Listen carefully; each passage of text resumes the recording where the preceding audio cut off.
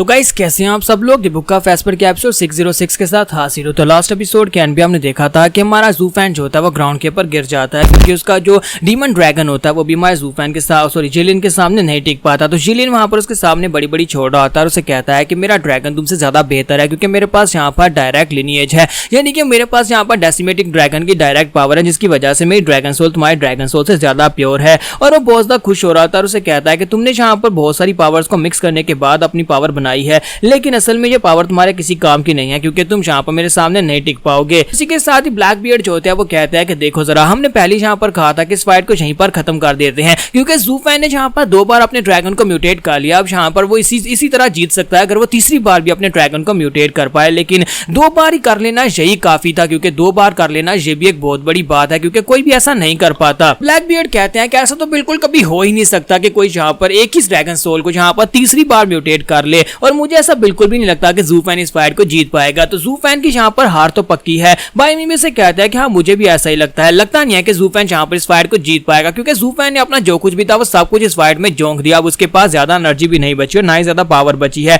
जी टाइशेंग कहता है कि क्या ऐसा हो सकता है कि वो यहाँ पर तीसरी बार अपने ड्रैगन को म्यूटेट कर सके। तो जेंटल स्वॉर्ड उसे कहता है कि नहीं, ऐसा पॉसिबल नहीं है, वो तीसरी बार यहाँ पर अपने ड्रैगन को बिल्कुल भी म्यूटेट नहीं कर पाएगा। पहली बात तो यह है कि मुझे तो यही नहीं पता कि डिमोनिक ड्रैगन उसने कैसे बनाया क्योंकि डिमोनिक ड्रैगन की बॉडी के अंदर से जो एनर्जी निकल रही है, जो फायर निकल रही है वो जिन टाइप की है। आखिर वो यहाँ पर जिन टाइप की पावर को कैसे यूज कर सकता है जबकि उसके पास यांग टाइप की पावर्स हैं। और पहले उसने यहाँ पर रेड ड्रैगन को यूज किया था, वो यांग टाइप का था, और अब यहाँ पर उसने जो फायर यूज किया वो जिन टाइप की है यानी कि सॉफ्ट। जिस तरह से मैं यहाँ पर जिन और यांग स्वर्ड्स को यूज करता हूँ, मेरे पास यहाँ पर बहुत सारी जिन एनर्जी है जिसकी मदद से मैं यहाँ पर अपनी सॉफ्ट स्वर्ड को यानी डबल स्वर्ड को हैंडल करता हूँ। इसी तरह जू फैन को भी यहाँ पर जिन एनर्जी की जरूरत है, लेकिन एक्सट्रीम जिन एनर्जी की, क्योंकि अगर उसके पास यहाँ पर एक्सट्रीम जिन फायर होगी तभी वो यहाँ पर दूसरी तरफ से ड्रैगन की जो फिरोशियस फ्लेम्स हैं जो कि यांग एनर्जी है उनको यहाँ पर कंट्रोल कर पाएगा, उनको ब्लॉक कर पाएगा। जू फैन के पास जो रेड ड्रैगन है वो भी यांग है और उसके पास जो व्हाइट ड्रैगन है वो यहाँ पर जिन है। तो अगर वो इन दोनों को मर्ज कर देता है और अगर यहाँ पर तीसरी म्यूटेशन की तरफ आगे बढ़ता है तो मैं सोच भी नहीं सकता कि वो नया ड्रैगन कितना ज्यादा पावरफुल बनने वाला है,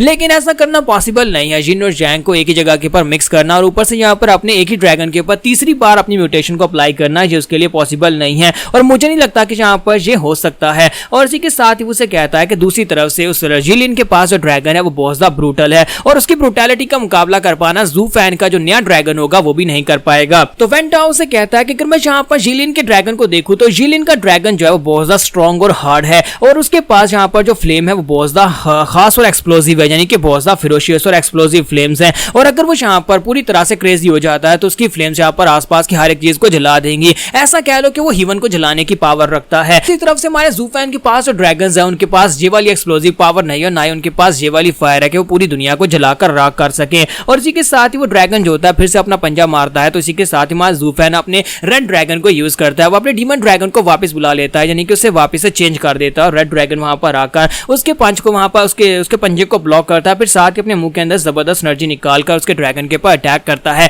लेकिन बर्निंग स्काई ड्रैगन जो होता है उसके अटैक को बड़ी आसानी से अवॉइड कर लेता है और साथ ही अपनी पूंछ के साथ किलियन ड्रैगन के ऊपर अटैक करता है। तो जब अपनी पूंछ के साथ बहुत सारे अटैक्स करता है तो हमारे जू फैन का किलियन ड्रैगन वहां पर जोर जोर चलाना शुरू कर देता है। और जी टाइशेंग कहता है कि जिस तरह से यहाँ पर अटैक हो रहे हैं लगता है कि जू फैन भी बहुत ज्यादा तकलीफ में होगा क्योंकि अगर जू फैन की सोल के ऊपर यहाँ पर डैमेज पहुंच रहा है तो इसका मतलब यह है कि जू फैन को भी डैमेज पहुंचने वाला है। जिलियन ने यहाँ पर अपने ड्रैगन की फुल पावर्स को रिलीज कर दिया है जिसके बाद जू फैन के दोनों ड्रैगन किलियन ड्रैगन और डीमन ड्रैगन दोनों यहाँ पर कुछ भी नहीं कर पा रहे। तुम्हारे जू फैन के मुंह से वहां पर ब्लड बह रहा होता है। तो इसी के साथ जिलियन से कहता है कि मैं तुम्हें फिर से यहाँ पर ऑफर देने को तैयार हूँ, सरेंडर कर दो क्योंकि तुम यहाँ पर मेरे ड्रैगन को नहीं हरा पाओगे क्योंकि एक सेकंड रेट का ड्रैगन हमेशा सेकंड रेट का ड्रैगन ही रहेगा, यानी कि एक कॉपी जो होती है वो हमेशा कॉपी ही रहती है जबकि मेरे पास ओरिजिनल चीज है। जू फैन उसे कहता है कि बच्चे तुम यहाँ पर अगर इस तरह की बार बार बातें करते रहे तो मुझे लगता है कि बाद में तुम्हें बहुत ज्यादा पछताना पड़ेगा। तुम तो ऐसे बातें कर रहे हो जैसे कि तुम यहाँ पर कोई बहुत ही बुढ़े मास्टर हो, मैं यहाँ पर तुम्हारे सामने एक छोटा सा बच्चा हूँ। जिलियन उसे कहता है कि अभी भी तुम यहाँ पर मेरे सामने स्मार्ट और कूल बनने की एक्टिंग कर रहे हो जबकि तुम्हारे पास और कुछ भी नहीं बचा।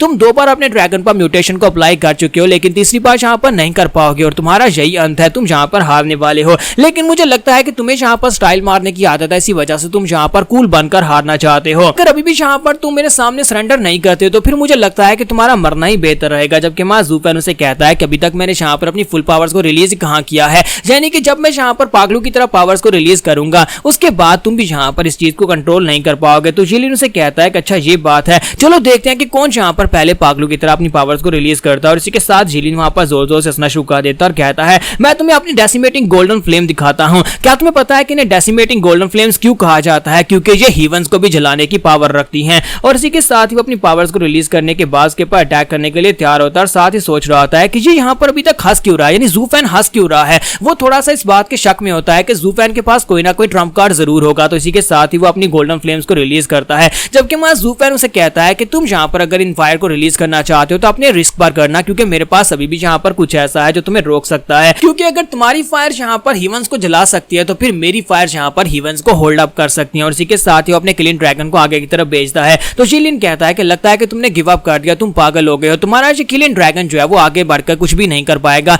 पहले ही तुम इस बात को नोटिस कर चुके हो कि मेरी बर्निंग फ्लेम्स के सामने तुम्हारा किलिन ड्रैगन भी कुछ नहीं है। और हमारा ज़ू-फैन जो था अपने ड्रैगन को रोकता नहीं है, जबकि दूसरी तरफ से वो अपने स्केल्स के साथ किलिन ड्रैगन के ऊपर अटैक कर देता है और वहां पर एक जबरदस्त धमाका होता है। तो जिलिन कहता है कि यहाँ पर हुआ क्या, इसे तो अपने ड्रैगन को वापस बुलाना चाहिए था, लेकिन इसने अपने ड्रैगन को वापस नहीं बुलाया। इसका मतलब यह है कि इसके पास और कोई ट्रम्प कार्ड नहीं है और इसने गिव अप कर दिया है। लेकिन जैसे वहां पर धमाका हटने के बाद धुआं साइड के ऊपर होता है तो हमारा ज़ू-फैन वहां पर कहता है अब मैं यहाँ पर तुम्हें अपनी तीसरी ड्रैगन सोल वेरिएंट दिखाने वाला हूं। और वहीं पर धुएं के अंदर से हमें अजूरे कलर का ड्रैगन दिखाया देता है, यानी ब्लू कलर का ड्रैगन वहां पर से निकल आता है जो कि वोल्टिंग कुनपेन ड्रैगन होता है। तो जैसे हमारे ज़ू-फैन का वोल्टिंग कुनपेन ड्रैगन वहां पर रिलीज होता है तो ये देखने के बाद सभी एल्डर्स और सभी लोगों के मुंह खुले के खुले रह जाते हैं। और साथ ही वहां पर डैन शैंकी को दिखाता है कि वो भी हैरान हो जाता है और कहता है कि ऐसा कैसे पॉसिबल है कि इसने यहाँ पर तीसरी बार ड्रैगन के म्यूटेट कर लिया है। आखिर इस बच्चे के पास कितनी सीक्रेट पावर्स हैं। और जब वहां पर ब्लू फ्लेम्स रिलीज होती है तो जिलिन कहता है कि ये तो कुनपेंग की पावर्स हैं, इसका मतलब यह है कि इसके पास सैक्रेड बीस्ट कुनपेंग की पावर्स भी हैं। जिलिन कहता है कि मेरे मास्टर ने मुझे एक बार बताया था कि इस दुनिया में यहाँ पर दो तरह की डिवाइन फायर्स हैं जो कि सिर्फ और सिर्फ कुछ ही खास लोगों को दी जाती है, कुछ ही खास सैक्रेड बीस्ट को दी गई है, जिनमें से एक मेरे पास है फ्लेम जो कि हीवंस को जलाने की पावर रखती है